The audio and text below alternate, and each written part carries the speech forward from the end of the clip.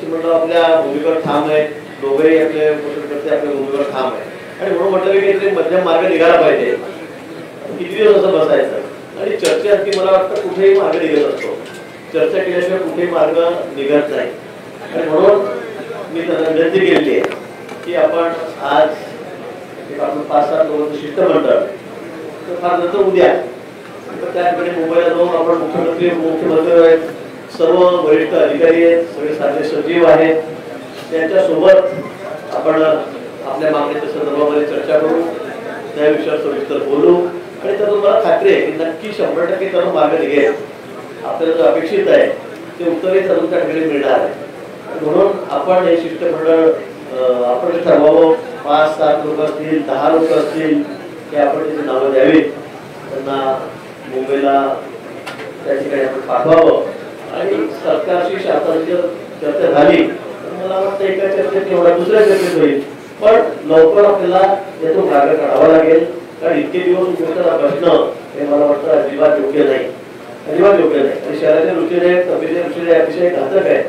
आणि म्हणून मी आपल्याला विनंती करतो पुन्हा दोन्ही जणांना, नवनाथ भाऊंना, डॉक्टरांना की आपण या ठिकाणी शिष्टमंडळाची नामांकन द्यावी आणि सर्व मी सर्व अधिकारी आहेत, पदाधिकारी आहेत, मुख्यमंत्री महोदय हे आपल्या ठिकाणी चर्चा करतील आणि निश्चित त्यातून आपल्याला अपेक्षित असणारा जो विषय आहे, जो प्रश्न आहे तो त्यातून सुटेल.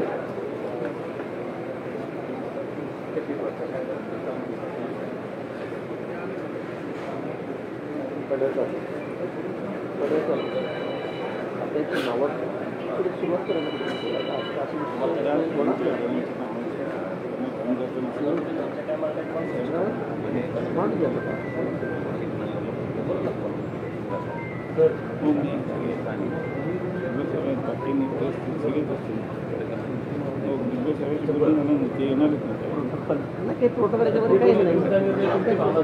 तुम्ही सांगा की ठीक आहे आम्ही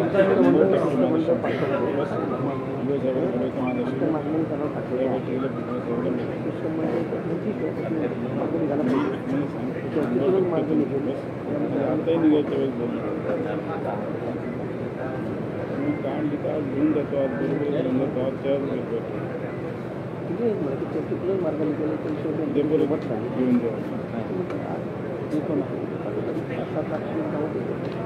अधिकाऱ्यांची मोठी चर्चा करते.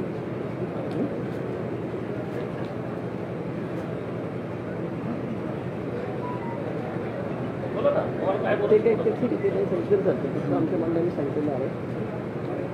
मी महाराष्ट्रामध्ये आम्ही चौधरी पोषणकर्त्याच्या बाजूने बोलतोय. आम्ही गेले 8-9 दिवस प्रसारमाध्यमांच्याद्वारे या महाराष्ट्र सरकारला किंवा संबंधित व्यवस्थेला ही माझी भूमिका आजपर्यंत म्हणत आली. मी या निवेदनामध्ये सगळे मुद्दे वाचून नाही दाखवणार नाही, पण मी दोन स्पष्ट बरीचमध्ये बोलेन. काही मंत्री महोदय आता बोललेले आहेत, त्यानंतर मी बोलतोय. माझं म्हणणं असं आहे की शासन म्हणते ओबीसी रिझर्वेशनला धक्का लागणार नाही आणि आंदोलनकर्ते म्हणत आहेत की ऑलरेडी आम्ही ओबीसीमध्ये घुसलेलो आहोत आणि सगळे सोयऱ्याच्या अध्यादेशाद्वारे आम्ही पूर्ण घुसणार आहोत.